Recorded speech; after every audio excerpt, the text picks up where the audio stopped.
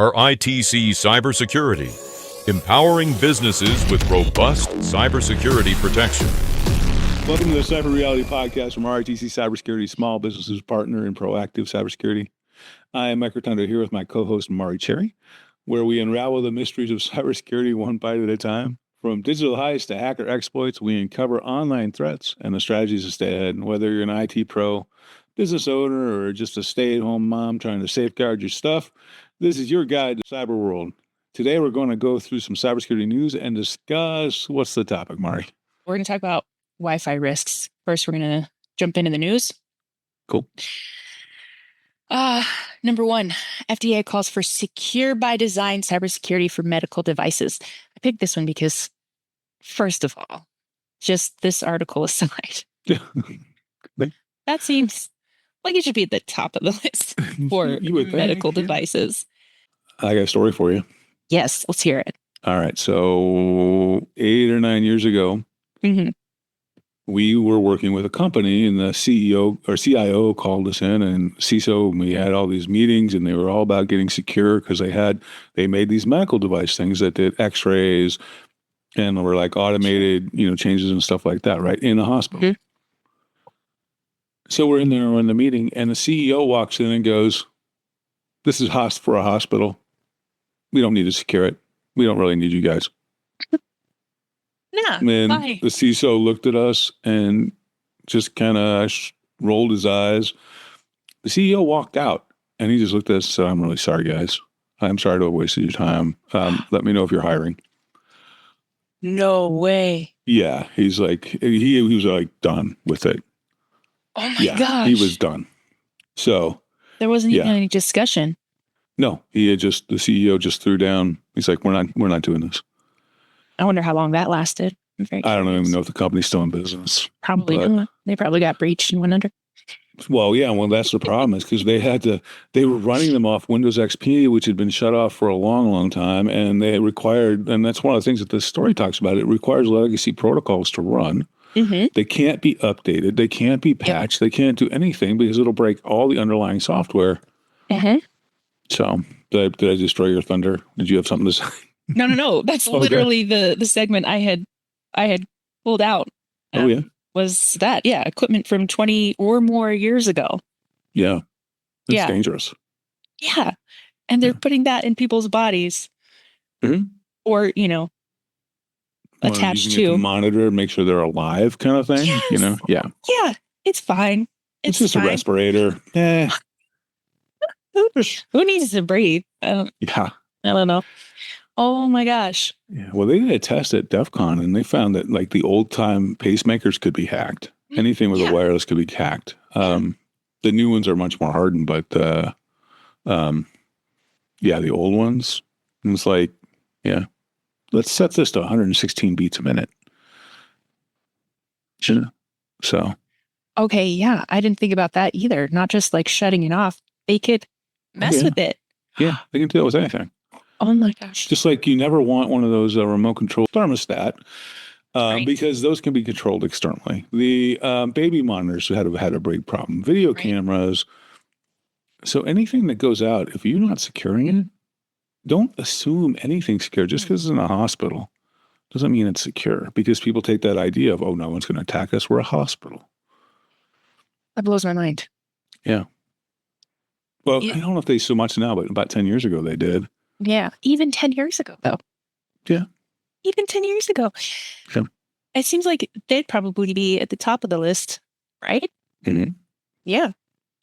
I think it goes government, healthcare, hospitals, and then financial. I think those are the top three. Okay. Good. But I think financial and healthcare like are 1A and 1B, really. Yeah. Okay. So. My gosh. Yeah. Well, then the problem is you have people that just don't take this stuff seriously. No. So. No, for sure. Like this article kind of points out, why isn't this closer to the top of the list? I don't understand. And like with all these layoffs and stuff, why? I mean, obviously that's not so much of an issue anymore, but why isn't it more of a priority? I don't get it. No, I don't get it either. Anyway. You're preaching to the choir, sister. Yeah. Okay. Well, that was one of my questions. Why is it it's seemingly not a priority. Why? Tell me. Give me your opinion. Oh, well, okay. So my opinion is that CFOs, people are looking for their bottom line. They're trying to stay profitable, especially with a public company, because you have to meet dollar goals. And they see IT as a sunk cost. And they don't understand cybersecurity, because cybersecurity is always, you don't even want to know we exist until something goes wrong. Right. And then we're either the GOAT or we're the greatest person ever because we just saved everything, and it's just, you don't want to hear from your security people, but people don't see it. They also don't see it. They see it as a sunk cost, not a cost benefit. Whereas, if you have solid cybersecurity and that puts you ahead of your competitors, right, you can sell that. I mean, and people will be, oh, you guys are rock solid. Okay, well, yeah, you guys are secured by RITC Cybersecurity. Yeah, we're good with that. Yeah, exactly. It's one of those things, though. It's like you don't know until you know. Yeah. And until they've been in the negative situation where they're in trouble, and then they're like, oh, crap, actually. Yeah. And then they have to pull themselves out, dig themselves out, or whatever they decide to do. That's when they finally realize. And it's unfortunate, but it's pretty typical human behavior. Yeah. It's like, having an 8-week-old puppy and refusing to use puppy pads. Yeah. He's going to mess on the floor. Yeah. You have to expect it, but people don't want to. They just aren't as smart as I are, and you and I are listeners. As I are. Yeah. You and I are, and our listeners. I'm just giving you a hard time. It's fine. Okay. I think we got through as much of that one as we can. Okay. Next one, if you're ready. I'm ready. What we got? Okay. BlackBerry. I had not heard that name in so long. I didn't even realize. Yeah, I didn't even realize it was still around, and that they offered cybersecurity services. That I did not know. I had no idea. Okay, well, I don't feel so bad, but I completely forgot about BlackBerry until. Yep. And they were the thing for the longest time. Right? Yeah. Yeah. And they were indestructible, because I remember the first one, the blue one I got, the blue BlackBerry I got. And one of the guys I was working with actually dropped it down an open elevator shaft. Oh, no. And we went down and the thing was fine. For real? Yeah. That's pretty cool. They went down like 3 floors. Dang. Those things were indestructible back then. Try that with your iPhone. No, thank you. Well, maybe this one. I need a new one. So. Yeah. After you get all your data transferred over, yeah, try it. Yep. Yeah. Okay. All right. Well, I think one of the things in that BlackBerry article was that they're seeing how cybersecurity is really growing business still. It seems to be impervious to cost. Yes. Yes. I was going to point that out, and like really great for us, job security. Oh, yeah. Yeah. We aren't going anywhere, Mari. You're stuck with me for a while. That's great. Job security. There you go. That's really all I had on this one. For real. Like, I just was blown away that BlackBerry was still a thing. And I was like, we got to put this in here. I mean, got to let the people know. I think we did enough damage to the article. Yeah. We're good. All of our billions of listeners. Now they know as well. 1/7 of the planet listens to this podcast. Yes. Yeah. Okay. Hackers target over 70 Microsoft Exchange servers to steal credentials via key loggers. Okay. No. So you know why I chose this one? Yes. It's Microsoft. It's Microsoft. But also, can you tell me and our listeners, what is a key logger? A key logger just basically reads everything you punch into your keyboard and then records it. And, there's a couple different kinds, but yeah. So they listed a couple. Those that save collected data to local file accessible over the internet, or those that immediately send the collected data to an external server. Right. So why would they have 2 different kinds? It depends if they're able to bundle it with something like CryptCat or one of those that's like a backdoor that will allow you to continually communicate, whereas some of them aren't bundled that way. So it all depends on what type of hack software they're using. Oh, okay. It's, are they buying for value? Why are they buying that software? Why are they building that software? Why did they choose not to take the CryptCat option? I don't know. Why not? Why wouldn't they? I don't know. Okay. What kind of information could a hacker get from a keylogger? Well, what they want is the administrative passwords and the logins and that sort of thing. And that's all in there. Yeah. Yeah, well, anytime you got to put it in, it's recording. It's recording literally every keystroke. Is this a program, like a key logger? Is that just there all the time? No. That's part of the malware that they download. Okay. So, no, it's not there all the time. It's that. So they're targeting these things because they're vulnerable, and then they're pushing this malware to it, and then keylogger just happen to be part of it. I wish I could see what that looks like. I'm picturing just like a document, like a Word document. Well, that's probably what the file is that's offloadable. It's like a notepad document that just basically writes everything down, and then That's and then funny. just imagine like a continual stream of something, of the data, just going across to like a command and control server or something, waiting to receive it. Almost like a word search. Yeah. The words are in there, but you have to find them. Well, it'll just be like, my dog runs fast, it'll just all be straight. I mean, it's just, I don't know how sophisticated they are as far as like, is it going to be a page break? But I'm sure it would be like, this was used in this set at this time, and then this was used in this set at this time. Now, the other reason I just thought of why you'd want to maybe have one that's offline but accessible is if it's going to be a little harder to detect, right? If it's just sitting there and it's not communicating continuously. Yeah. Okay. So if that makes sense. Yeah. How would you spot something like this? Would like your Bitdefender or something notify you? Would it catch this? Bitdefender would find the file. It might find the executable. So the antivirus and the malware detector might find the executable. Ideally, well, the problem is that most people, the way they set up their firewalls is they block stuff coming in but not coming out, right? So you have to basically control what's going in and out of your firewall. You have to have these other controls in there that will allow you to protect yourself from that kind of transmission. Unless they, and then, if they trigger it to go out, so SMTP is on port 25. And you're going to have port 80 and 443 open on an Exchange server, and then you're going to have the Active Directory ports, which is like 20,000, and whatever communications ports. So if it can mask itself to go out on one of those ports, there's really no way you can catch it. But if it has to open another port to do it, then that's if you find traffic on a port like 636 that you don't use, then all of a sudden you're going to like, wait a minute, why is this here? Yeah. Okay. So do programs typically not check the outbound information only? Typically not, unless it's supposed to. I didn't know that. Yeah. Why not? Because everybody's so concerned about the frontal attack. They're not worried about the back. That's why phishing works so well, right? We talk about, these customers of ours, or not our customers because they're not, but people that we deal with that are eggs, right? They got this hard shell and they're a yolk on the inside.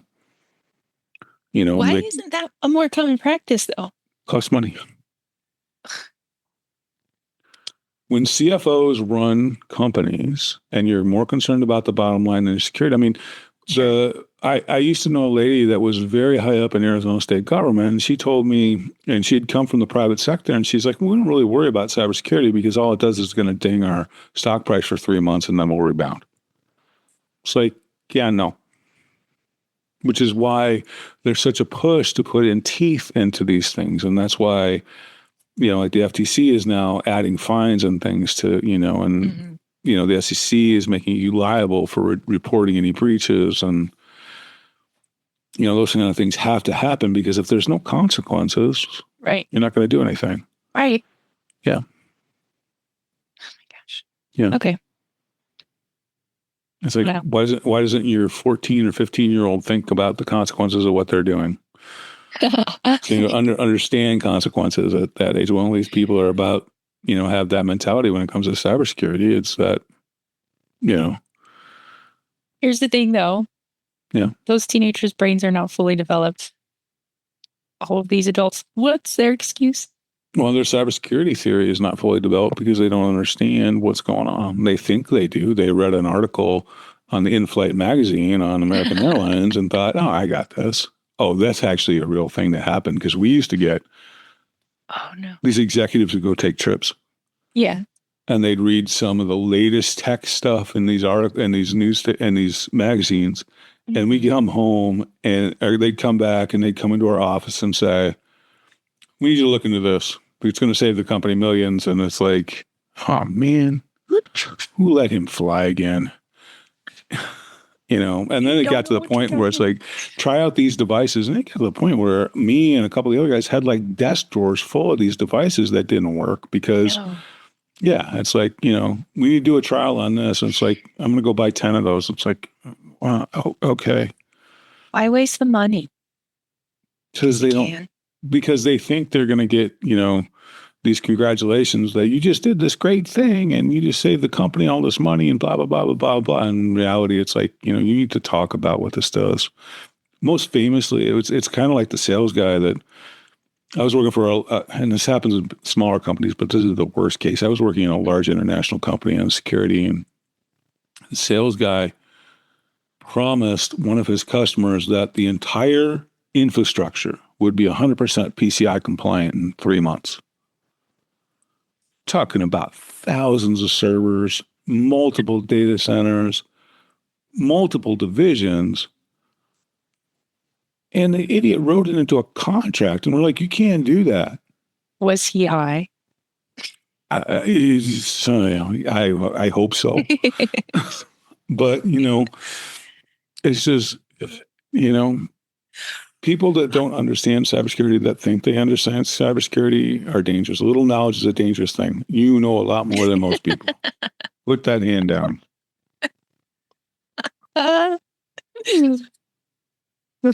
Think about where you were before you started. Oh, I didn't know anything. Exactly. Think about where you are now. I know everything. Exactly. Yeah. Think about those people that have been helping out the last week. Yeah, I've been so helpful.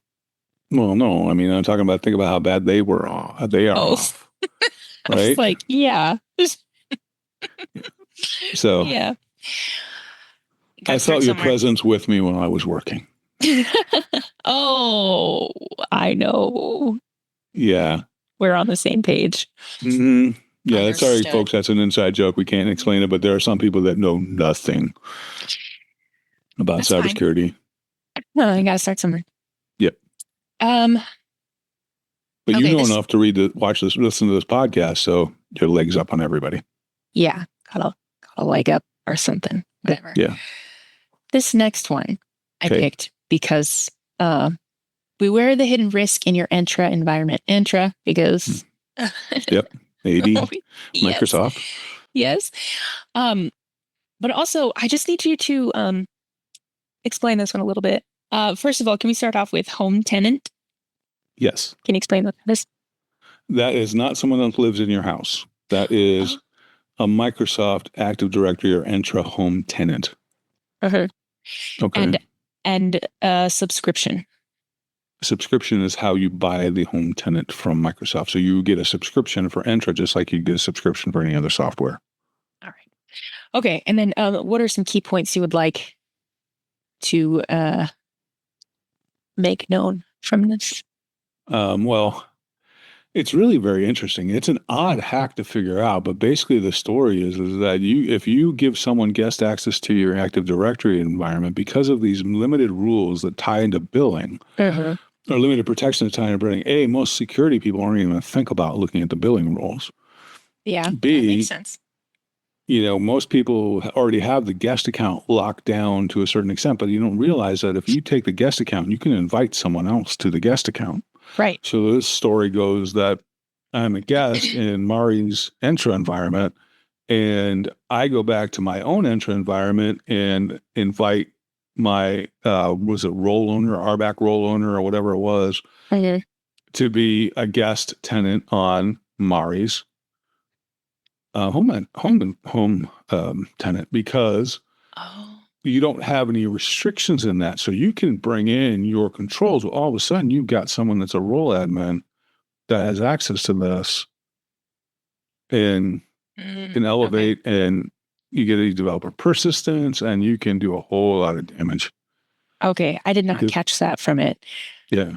So if, say, I gave you access, then you could then give someone else I could access. invite a higher level role than guest in my environment Oh, that then would have access to your environment because the there's no heck? restriction on who the guest can invite. Okay. Now, you can restrict that, Yeah. but most people don't even know it exists. Right. So, No idea. Yeah. Yikes. yeah. Okay. So that's the scary thing. That's why Microsoft is Microsoft. So, and there's a lot more to the story. I highly recommend you all check it out, but I had to read it twice. So, because I'm not an AD expert, but or at least not an Entra expert. This just seems dumb to me that you would allow the guest to have this kind of power and that billing rules and access wouldn't be subjected to the same rules. I think it could be, I could start out innocent, like you just give it to someone not thinking, and then they then give it to someone who they know, not thinking, and right. Originally without any malicious intent, but you don't know who else is sharing what.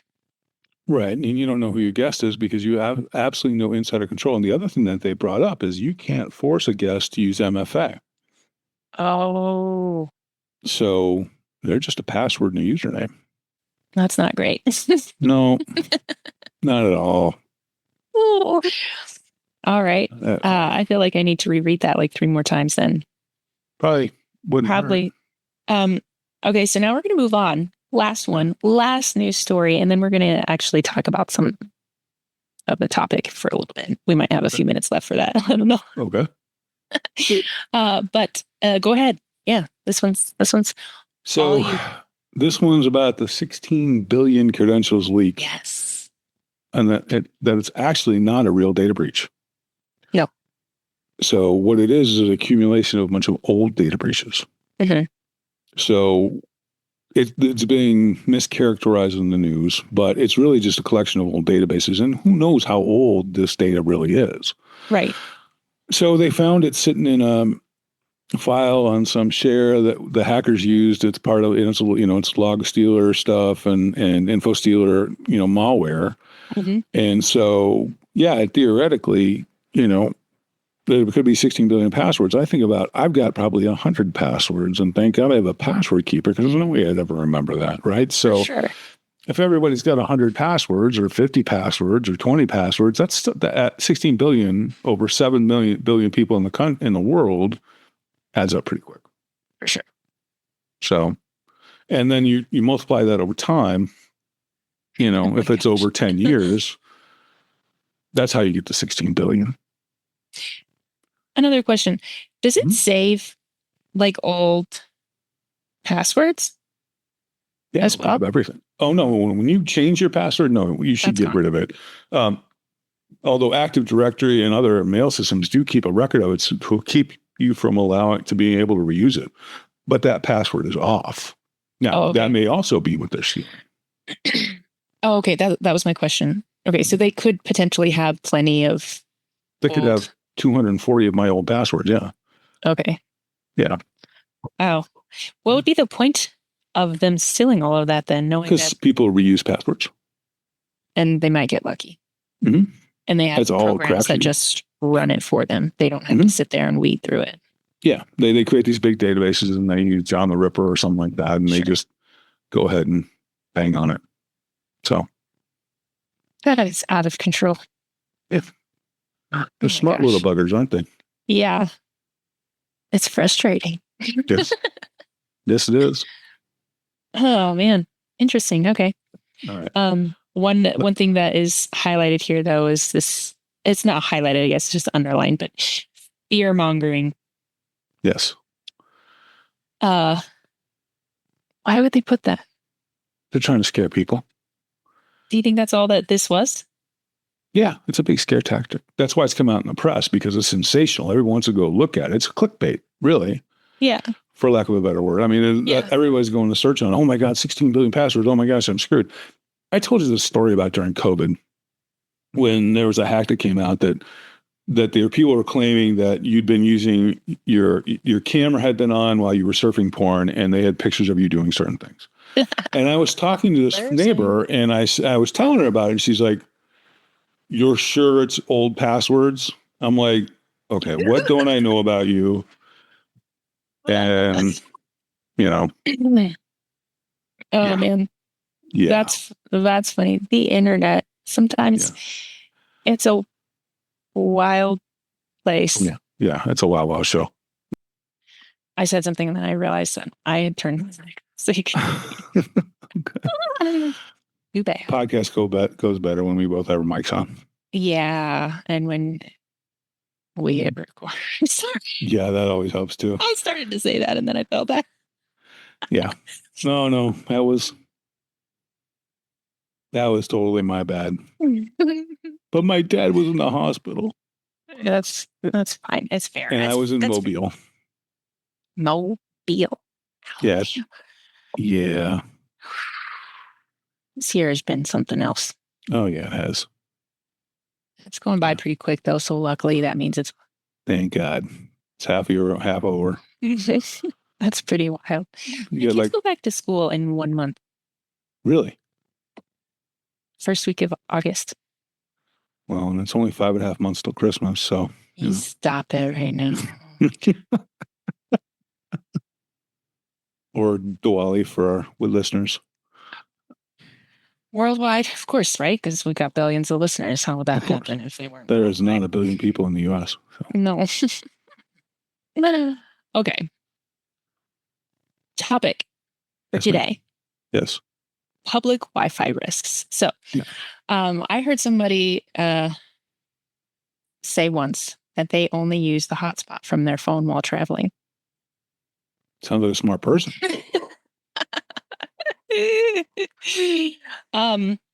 So there's a few risks that I found, and I will go through them. They're kind of long, so I don't know if you want me to read through them.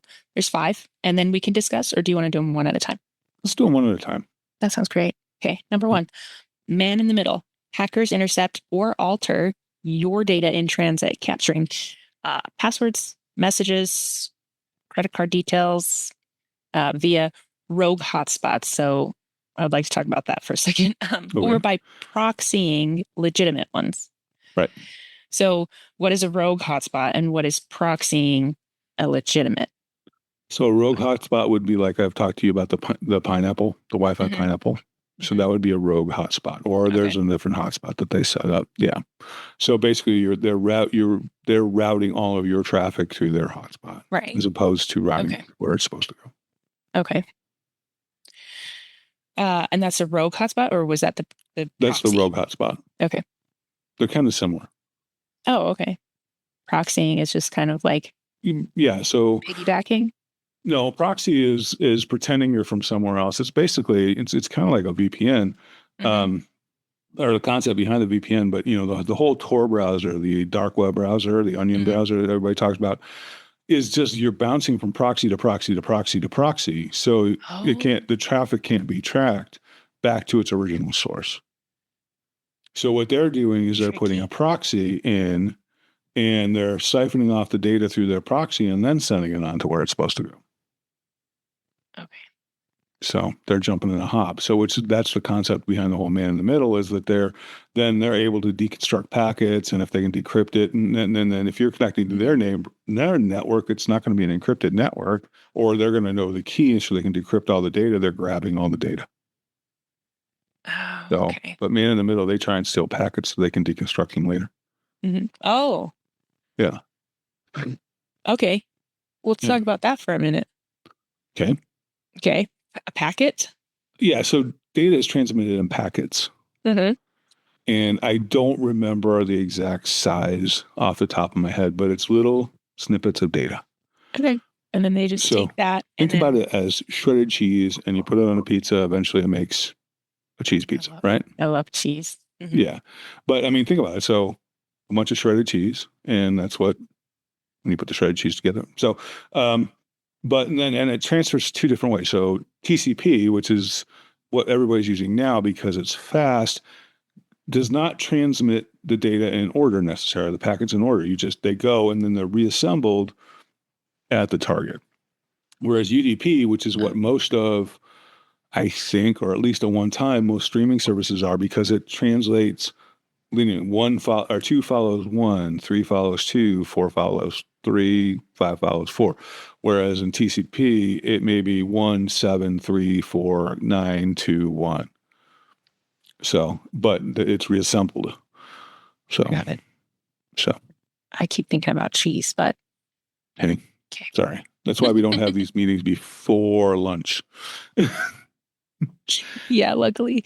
And pizza's what I had for lunch because I made pizza last night. Oh, nice. I had carne asada fries. I would have traded with you Oh, it was so good. from that place. No, a different place because the other place does not have a drive-through. Gotcha. I went to the place with a drive-through, but there's this really great, and I had him put pico de gallo sauce on it, and it's Nice. so Nice. good. Nice. Okay, number 2. Yeah. This is funny. Number 2, Okay. packet sniffing / data eavesdropping. Packet. Yes. Okay, so public hotspots transmit unencrypted data, making it easy for attackers to monitor entire sessions. Mhm. Yikes. And capture sensitive information. Right. Network analyzers used in passive sniffing can grab clear text info like web pages, login data, or personal files. So that's all in those packets I just asked you Correct. about. Yeah. Okay. That's great. Data eavesdropping is just that. They're just waiting. They're just listening, To waiting pick for the up data to see what they can pick up if it's valuable. You know. Okay, so do they have like programs or something that they're looking Yeah. for specific words? Or No. It's just grabbing everything and then they're going and trying to parse it. But if it's in clear text, they're literally seeing it as it goes and seeing what's valuable. so they're just like watching literally It like in real can be time? most likely it's collecting it all and then saving it somewhere and then they're doing it when they've got time or what they're going to do. So, that's one of the things is you can get hacked today. They may not get to it for 3 weeks. So if you're smart and you get hacked today, fix everything immediately. They may not ever do anything Nice. because everything's changed. All your passwords have changed, et cetera, et cetera. I'm picturing this like funny movie where like Office Space, he like hates his job. That character, that guy, Yeah. his job is literally going through all this crap. Yeah. Yeah. Yeah. That's funny. You should write that. I think you should write that. You think so? Mm-hmm. Yeah. Your next project. Okay. I'll keep that in mind. So Wireshark is one of the tools that they use to deconstruct that traffic, and they can see what kind of traffic it is. And then, there's other tools out there. I don't know that Wireshark's going to pull all the data that you want, but Wireshark's definitely going to tell you all about the connection. So, okay. Wireshark. mm-hmm. And this is like a program, like a. Yeah, someday I'll build a Kali distro or a hacker distro or a Parrot or something, and I will show you a bunch of hacking tools that you can see and make you truly dangerous. Yeah, that's the goal. That's when she becomes Dark Mari. Yes, that sounds my villain era. Yeah. All right, Yeah. Number 3, malicious or rogue hotspots. So, we've talked about this before. Right. Cyber criminals set up fake Wi-Fi access points like free coffee shops, Mm-hmm. right? Yeah. Airports, hotels, maybe. Yeah. I don't know. 100% hotels all the time. Yeah. Yeah, that makes sense. You know what I also thought? What about like apartment complexes, Oh, yeah. right? Because that is super easy. Yeah, this is free Wi-Fi brought to you by Apartment Complex X. Yeah. Or even just setting it up there, and you wouldn't even have to say it's from the hotel. People are always looking for free Wi-Fi. So it just. Well, that's why when you go to DEF CON or Black Hat or one of those, they tell you exactly what the Wi-Fi. I mean, when you get your welcome packet, it's like, these are our Wi-Fi ones. Oh, nice. Yeah, it's not like guess which one to connect. There's not like Black Hat 1, 2, 3 or DEF CON 1. It's literally, no, it's called this. Spelled out for you. Yes. Given to you. That's nice. Yeah. That's good. They probably knew it wouldn't have gotten used otherwise. Right. Yeah. Okay, so where was I? they trick users into connecting. So once connected, they can inject malware or harvest personal information. So Mhm. I know we've talked about this, but let's just kind of go over it a little bit again. How do they inject malware when you So connect? I have the stream. I can put whatever I want to it. Mhm. So, and there's tools that do that. And I'm not an expert on that stuff anymore, but there are tools that will allow you to inject packets into the data stream. Mhm. Malware is real easy because the whole idea is to send that back. So it's the data coming back that's going to do that. Okay. So the data going out, they're going to try and harvest the public data, the data, the private data. Mhm. The data going back, they want to harvest the malware. Okay. They also want to do this. So if you're sending a packet of data to your company or something else and they can inject malware into it, that potentially introduces the malware into whoever's the recipient of that data stream, right? So if it's an email and they can insert that into the email midstream, it may get past email control. Okay. And then it's like send this to everyone in your Right. immediate vicinity. Send Right. it to your Yeah. Yeah. It can be whatever, or it can be malware that's just there, and then they do access increases, and then do lateral movements, and you increase your rights, and you go through, and that's the whole intent. So gosh. Okay. Number 4. Sometimes we talked about this before too. This doesn't have anything to do with number 4, but what do you call it? It's something fatigue. breach fatigue. That's it. It's just like, Yeah. man. Oh, now we got to deal with this. Yeah. Gosh. Yeah. Darn Well, it. I explained that to those people the other day that we kind of alluded to. Is it's like, look, I do this because I am a bigger target, and B, am far more paranoid than you are about this stuff because I see this is what I do for a living. I see all this stuff. Right. It's like when my ex-wife told me, when she was going through medical school, that I had to eat 150 grams of fiber a day, and I'm like, are you kidding me? She's like, I don't want you to get colon cancer. I'm like, I'm not. 150 grams of fiber. I mean, you eating the phone book? What? I'm just. Yeah. So. Yeah. And if she's listening, hi, Erica. I doubt that. I'm pretty sure she's not. Yeah. You never know. But you never know.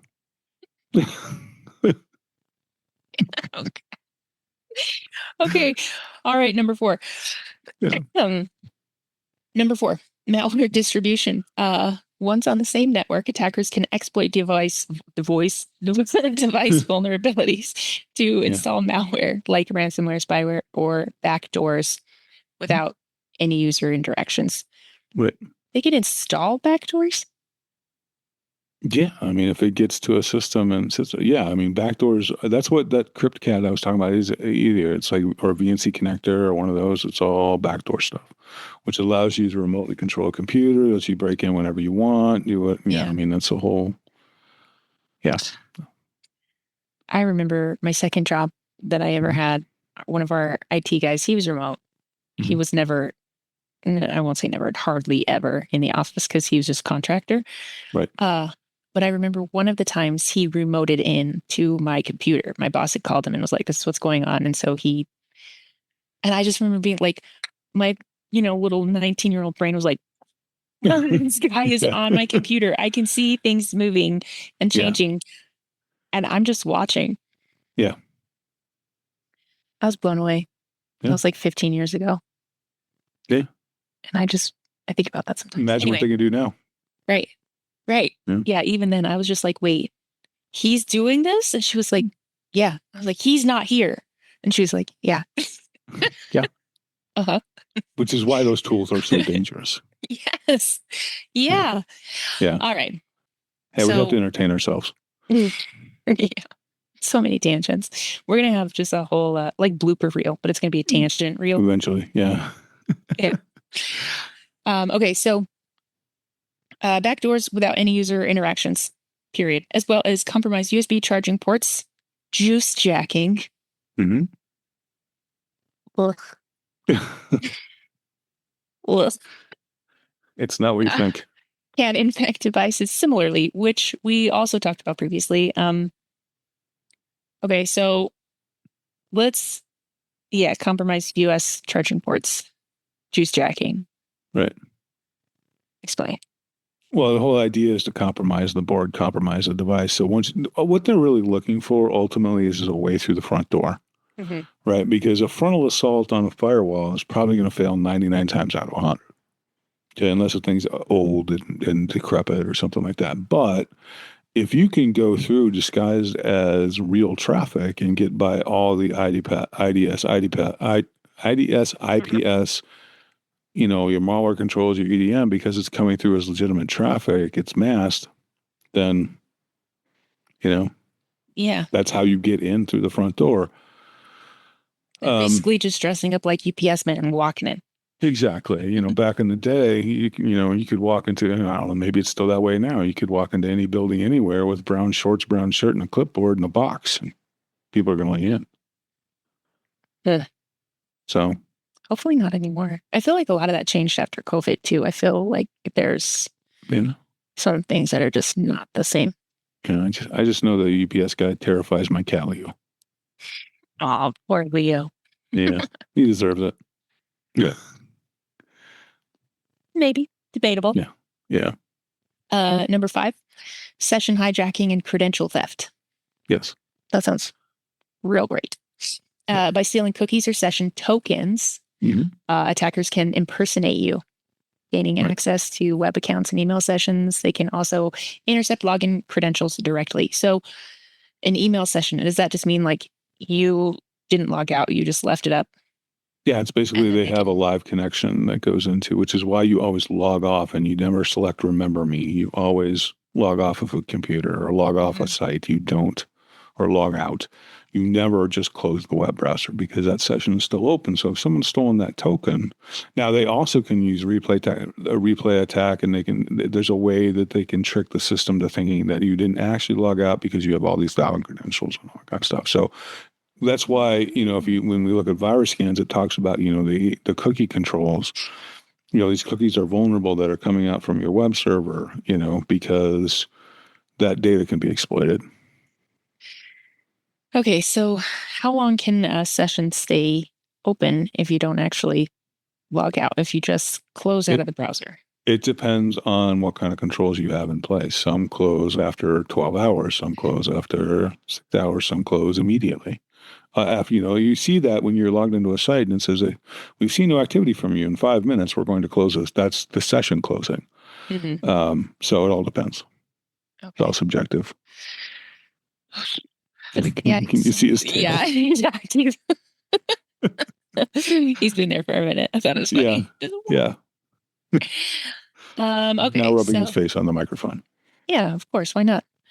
Yeah. So preventative measures, use VPN, avoid public Wi-Fi. Just avoid it. Yeah. Stick with HTTPs and TLS, secure sites, check for the lock icon, which is something. That means it's encrypted data. Yeah, it's encrypted. Disable auto connect and file sharing, and then keep your software updated. Yeah, always keep your software updated. Seems like a good idea. Maybe. Yeah, I think so. Yeah. And that's all I've got. Do you have anything you'd like to add? Any words of wisdom? Just be really careful, especially when you're a public place and you're in a tourist location like Vegas or, Disneyland or something like that, because they're targeting you at those places because Leo, stop it. Just because there's a lot of people there, and really it's a law of numbers, right? So if I cast my net 1 million times, I might get 100 people. Sure. So. All right. It's a theory behind singles bars. That sounds real great. Yeah. I don't think I need that. Thanks. No. All right. Well, that's all I've got. I do have some questions, though. Okay.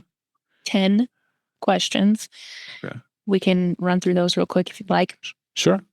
Wi-Fi risks. Number Yes. 1, speed round. So got to go as fast as you can. Okay, I'm timing Okay. you. Okay, I'm timing.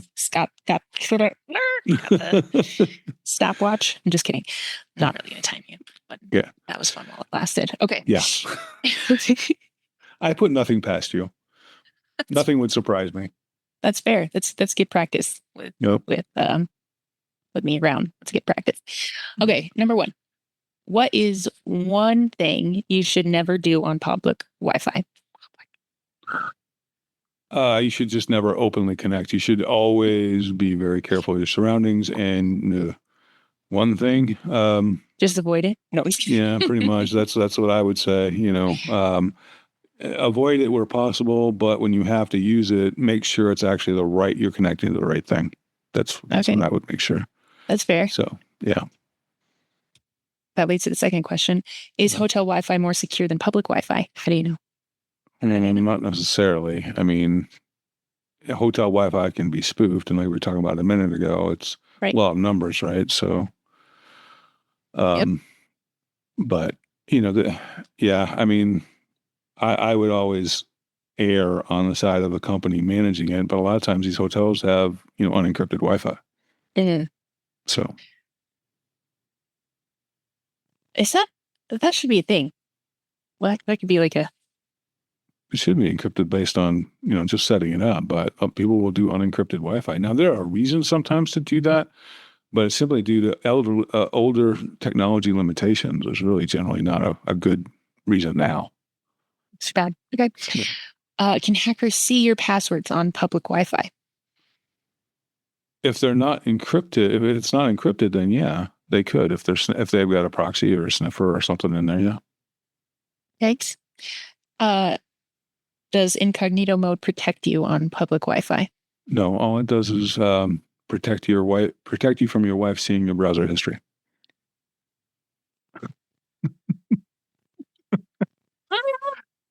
Incognito mode is on the browser. It's supposed to protect you to a certain extent, so you can't be tracked by ad trackers and that sort of thing. And not supposed to remember your browser history, but the data is still going out there. It's not more encrypted than regular browser. For our buddies at home, how do you turn on incognito?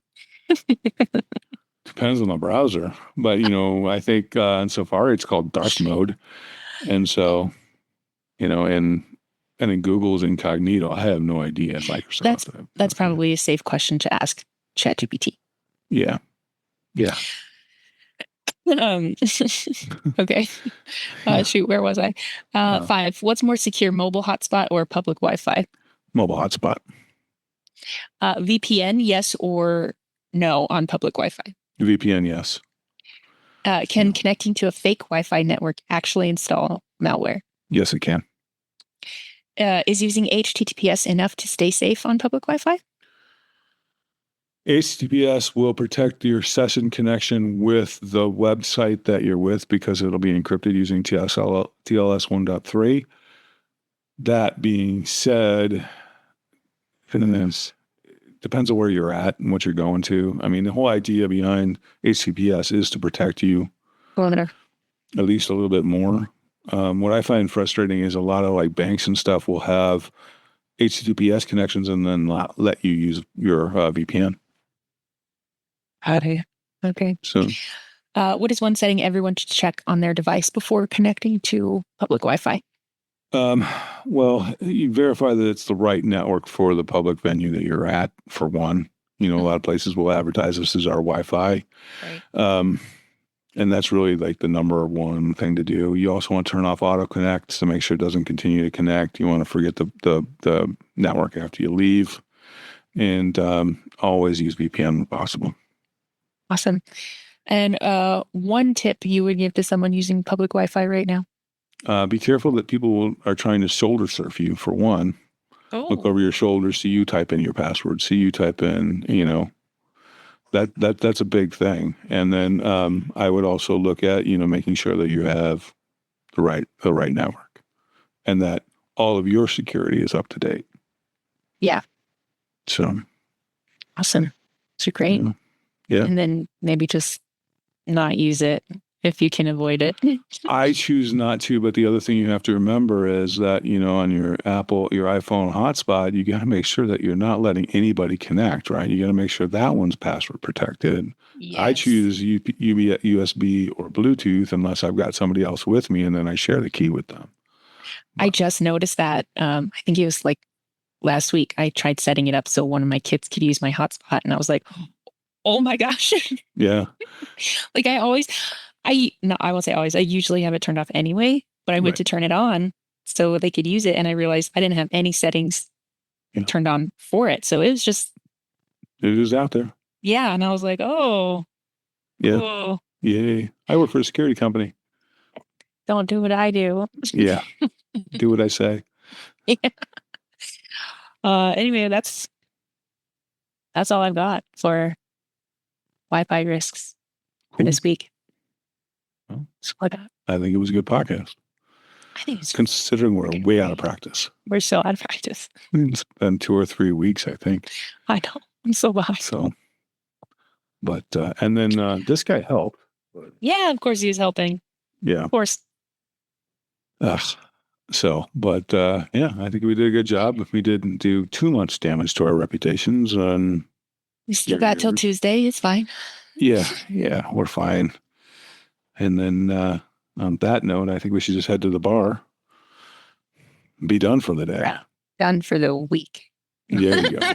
It's holiday weekend. Yes. Feeling it. Everybody have a good 4th.